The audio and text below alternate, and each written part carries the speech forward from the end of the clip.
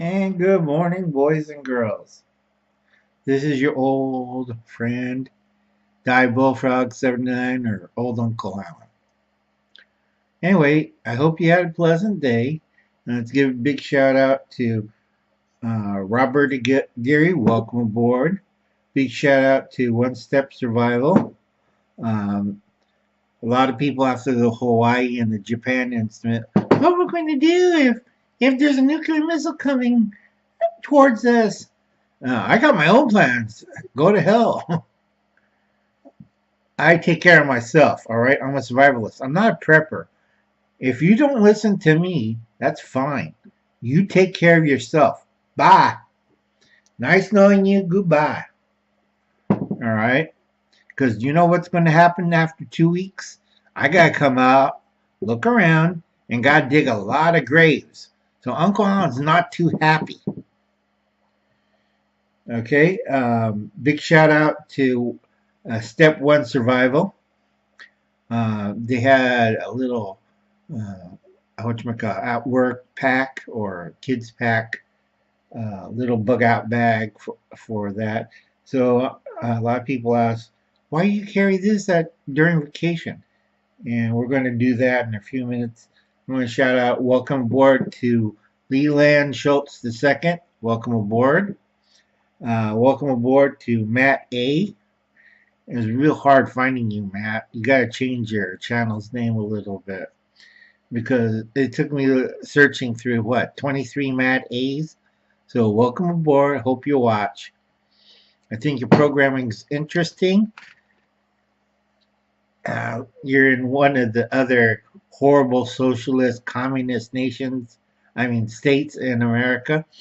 I'm in California and you're in New York. And I like New York. I don't like New York City. Most of it's great. New York State's great, but don't like New York City. And you have too many social proto-communists over there. I like the people out in rural New York. They're hard workers. They know how to live out there. Nice people. Okay. Okay, a lot after the Hawaii incident where you got the little text message, a nuclear missile is coming. Same thing with Japan, a nuclear missile is coming. And all my friends and family freaked out. And I told them this. I have my own plans. I'm a survivalist, not a prepper. So goodbye, good luck, and thanks for the food. And they just look at me with their mouths open. No, hey, I have my own plans and I will take care of myself. Uncle Alan's fed up.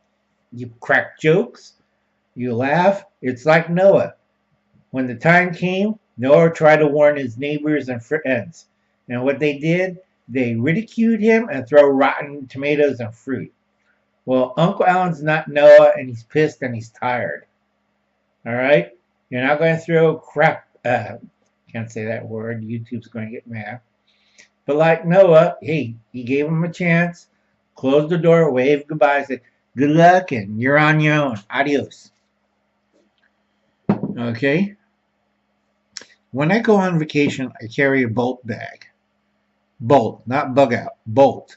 That means if I'm in an area where vacationing, they don't allow guns or knives or any kind of weapons. It's a resort, or it's in a country that frowns on guns and stuff. I can always pick up a knife fairly easy. That's not the hard part.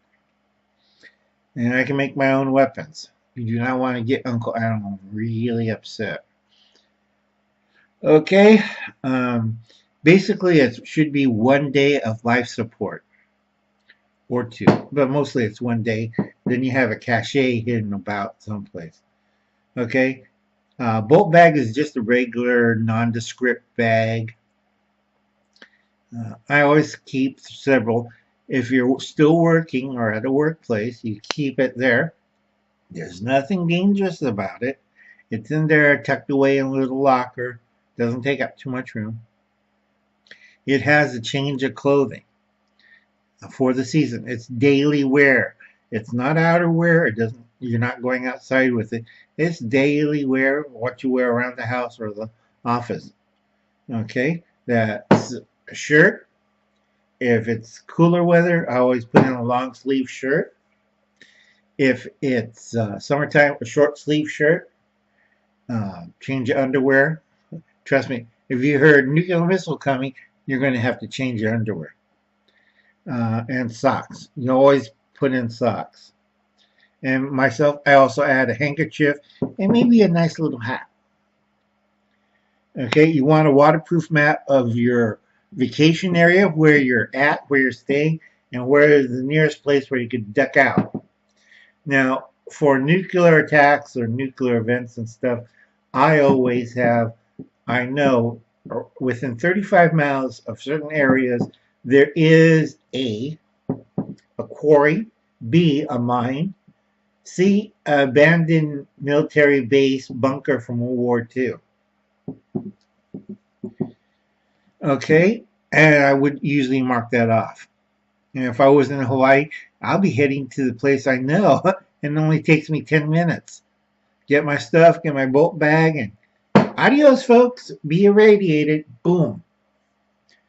I'll be in there, sit comfortably, wait until the blast is over, get out, look around like, look, dead people, stupid dead people. Sorry.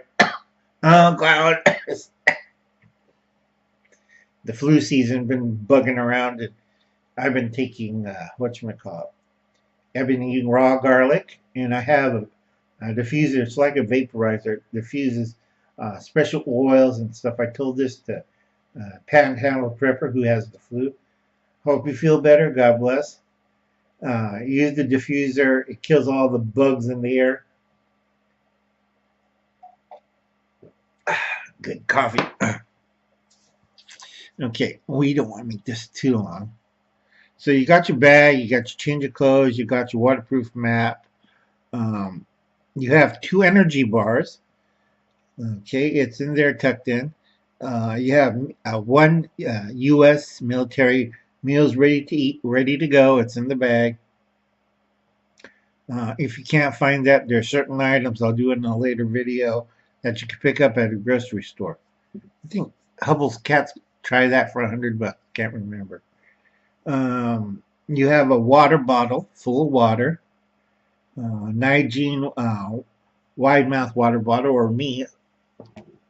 This is my old canteen Nigene. I have that full of water, but I do like the wide mouth because it holds a little bit more and it's easy to use. So I have that tucked away. I would have lots and lots of extra batteries. Tourniquet, a good one. Be careful on tourniquets. You want to either get a hose type or you want to get a US made band type. Remember, US made. You don't want the Chinese stuff. That doesn't work. An extra cell phone. These are burner phones. They're small. They're portable.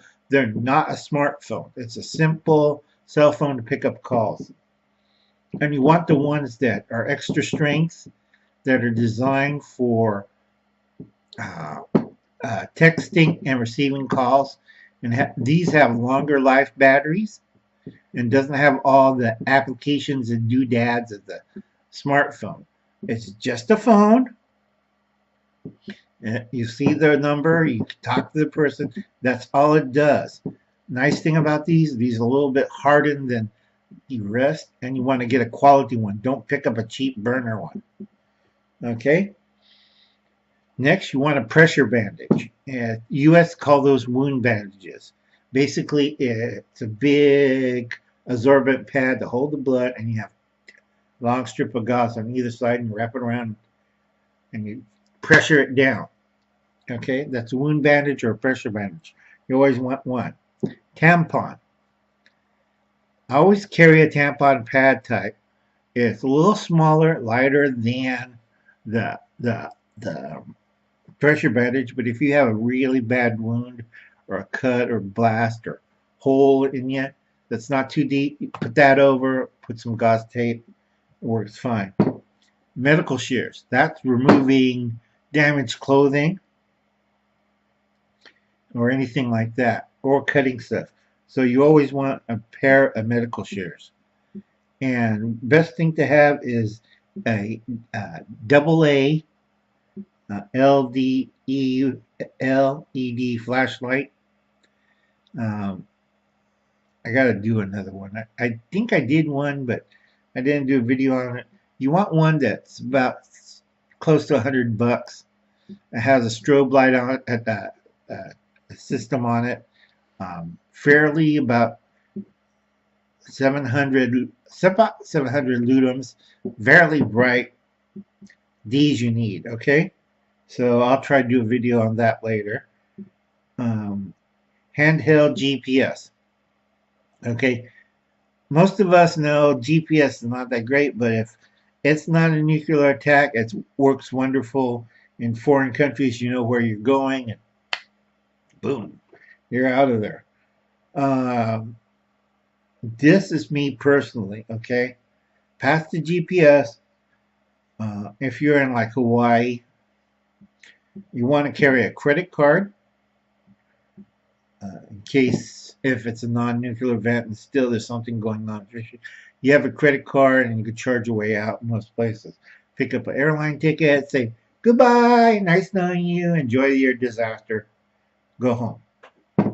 And then the other one is cash, small bills, usually 20s and hundreds, up to 500 in US. If you're overseas, I go a little bit more, about 1,000. And I would make it even smaller bills, like ones, fives, tens, including that. Okay? Dicker like hell if you're overseas. Another thing, if you're in overseas, those three things you have to be really careful. And I always carry a multi-tool. Now, that's going to be trouble if you're flying into Hawaii, but you could pick up a cheap one at the local Kmart or a tourist trap place. You know, just they have them all over the place in the U.S.